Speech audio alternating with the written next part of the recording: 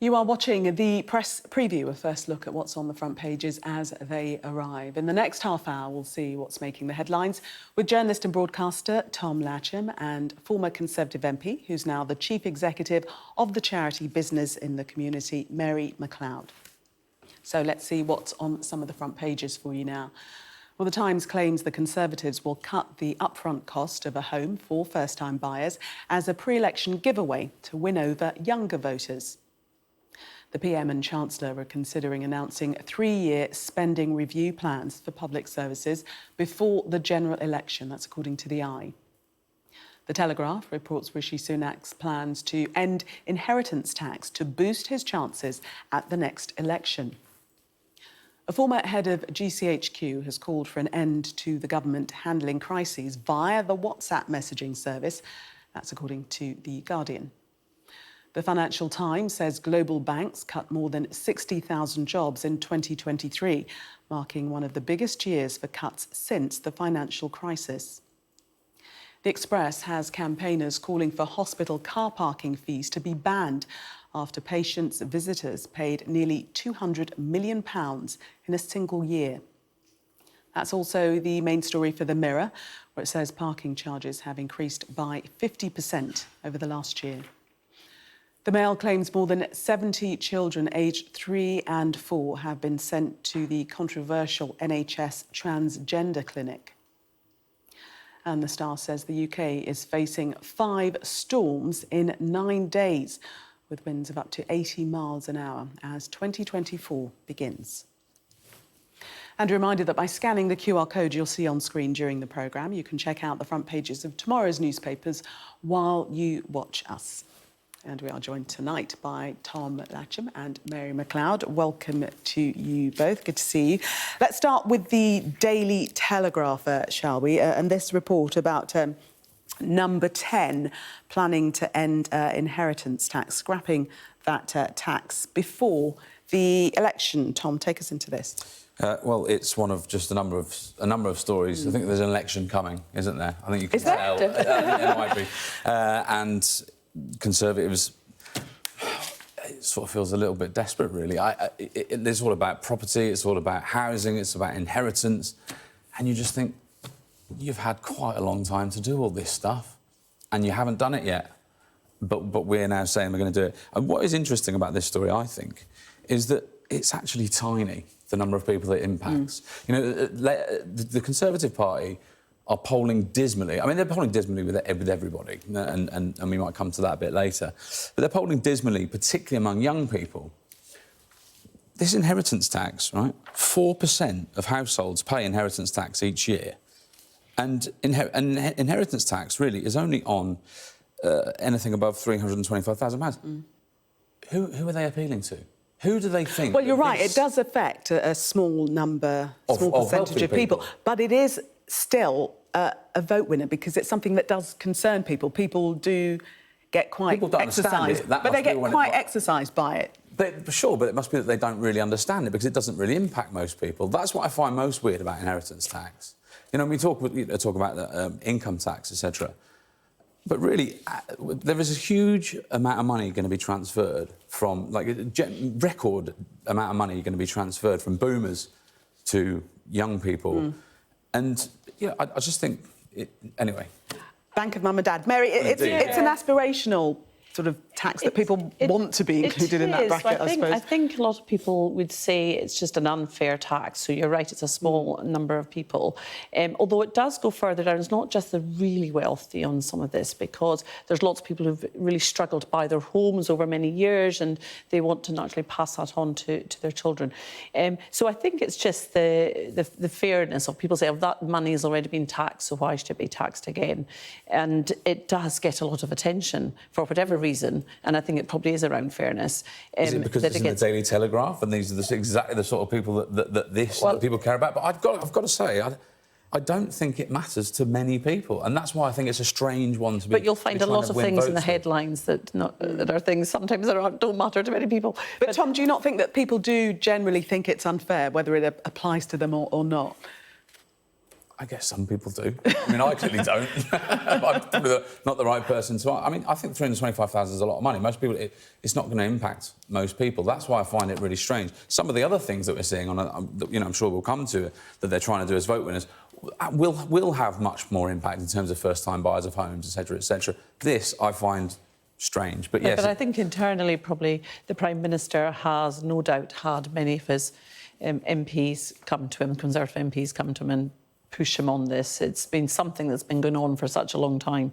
But if they're trying to maintain the red wall, I mean, I suspect they're not going to. But if they're trying to, this isn't it.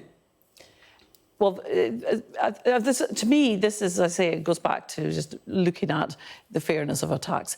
Whether it will win any additional votes, what it may do, and we'll come to it no doubt in a moment, is will it retain some of the Conservative votes? It may do. Mm.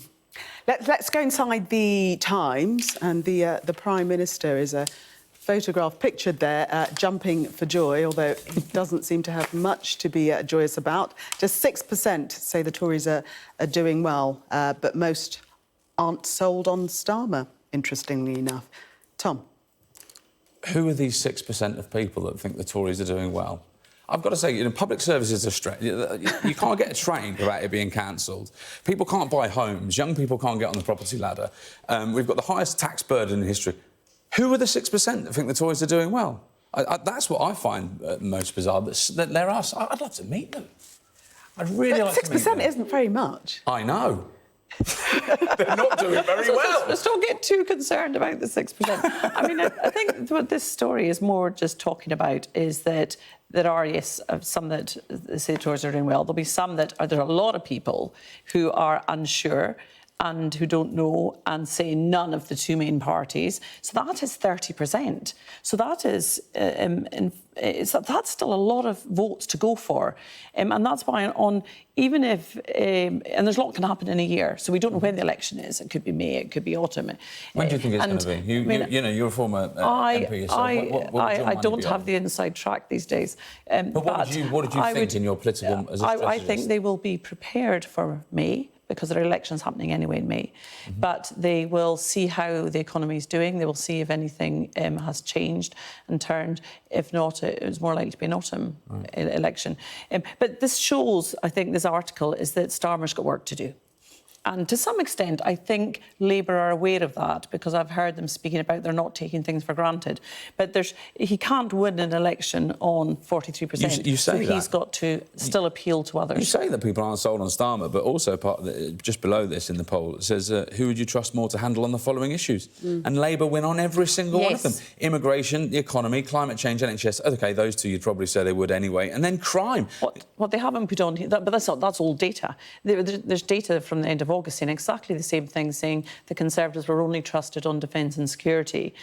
But I go back to my other point. Whether you trust them more is something different. But actually, are they convinced there are still at least 30% of a lot of apathy, 30% of the UK electorate who are going, actually, we don't believe in either yet. So what makes it an interesting time, I think, going into hopefully a year where we can hope a bit more, is an election where all parties can put forward their vision for their positive view on how they can change this country for the better. But when you have that question, who would you trust more to handle the following issues? When you see that on the NHS, Labour are polling 41% and the Tories just 13%, I mean, Labour are miles ahead. Yeah. But they're miles ahead in every single aspect, aren't they? But I'd also say a week's a long time in politics, as we've seen on many occasions. So so there's still, I mean, the electorate will decide. And yes, the polls are definitely in Labour's favour. But it's going to be a wipeout, isn't it? What would you say as a former MP? What would you be happy with? I'm focused on business these days rather than politics. But it's I don't think it'll be a wipeout. I think every voter will, as I say, there's a week's a long time in politics. We don't know what's going to happen in the next few months, never mind the next year. We didn't know COVID was going to happen. We didn't know financial crashes were going to happen. So you never know what's going to happen. And the electorate will decide on the day. But it shows that all political parties have a huge amount of work to do, and that the voters are actually wanting someone that they can believe in, and that there's hope for the future, and that somebody's going to make things better and someone to come out with credible policies. So Starmer is ahead, but all parties have got to... What do you think about Starmer's policy of sort of not doing very much and not saying very much? It's working so far. How long can it hold for? It may not hold that long, because people absolutely want to know what specifically you're going to do to deliver the change. At the moment, he's ahead. We shall see, as you say. Let's move to the Financial Times and this story of the Russian ship being hit by Ukraine. Obviously, Ukraine and Zelensky hailing this as a major win. Tom? Well, I mean, you might say he would. And it probably is. And it actually can't have come at a better time for them, given that all attention of the world has been on Gaza and obviously the horrors that are going on there.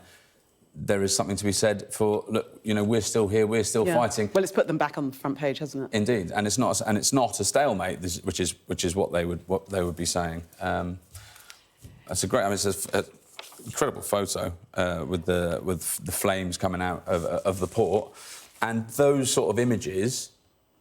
They're the sort of images that win hearts and minds among the Ukrainians, for example. They'll see that, and you know, it's difficult to paint a picture of losses on.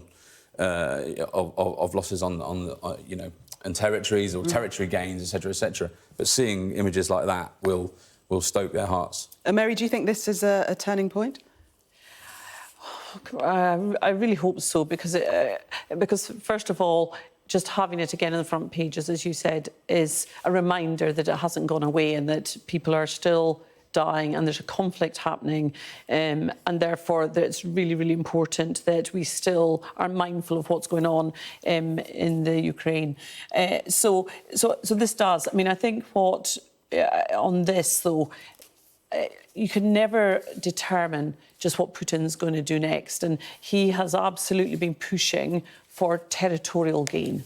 And therefore, so as the Defence Secretary said earlier, that because of part of the Russian fleet has been destroyed, the dominance in the Black Sea, you know, has certainly been challenged in that way. So there's a positive side to this, but I just feel there's a long way to go yet in the Ukraine conflict, and Russia are not going to stop it, and Putin are just not going to stop at anything. So I really feel for the Ukrainians, and they certainly have, over the course of this conflict, have done an incredible job of internationally telling the story, getting support where they've needed it, and then of course, you know, countries like ourselves opening up homes and things to refugees coming from Ukraine. And Tom, just finally, in the Times World, before we go to the break, they're describing it as a daring strike, which, as we alluded to previously, has raised morale in Ukraine. Yeah, and in their analysis in the Times by Michael Evans, he says the latest attack destroyed the ship, which is used for transporting Iranian drones, gave Ukraine a fillip at a time, and victories on the battlefield have been few and far between. But it is a stalemate, isn't it? I mean, it clearly is a stalemate. 300,000 young Russian men plus have died for what? Yeah, and we have been starting to see much vocal objection to that in Russia from their families, for the wives and the families left behind. Tom and Mary, for the moment, thank you very much. We are going to take a break. Coming up, we'll be discussing this story on the front of the Daily Express, looking at the soaring price that visitors and staff have been paying for hospital parking. Stay with us for more on that.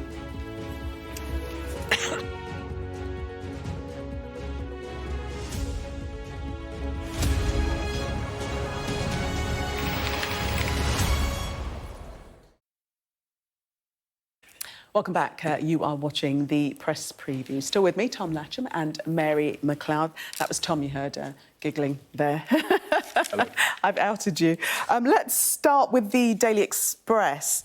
Very bold headline taking over much of the front page. End scandal of rip-off hospital parking charges. What say you, Mary?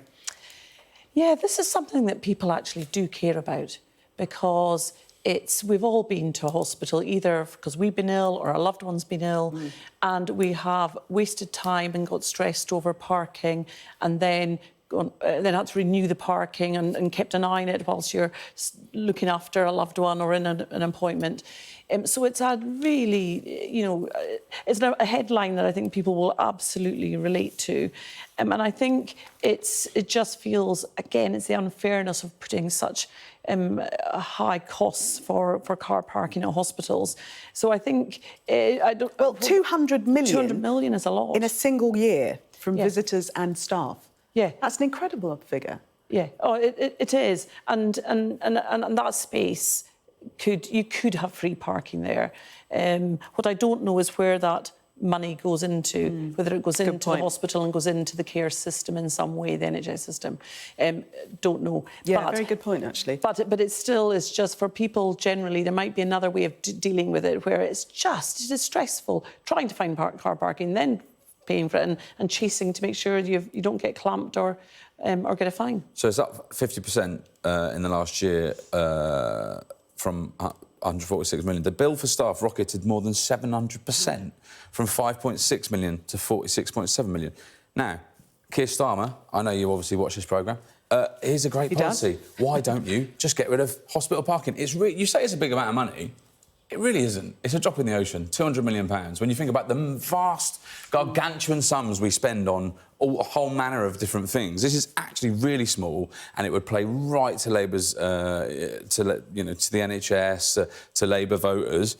It's going to cost you 200 million quid. But if great policy. If that money were going into the NHS, which we don't know, maybe we can fact check that in the break, do you think people would mind paying?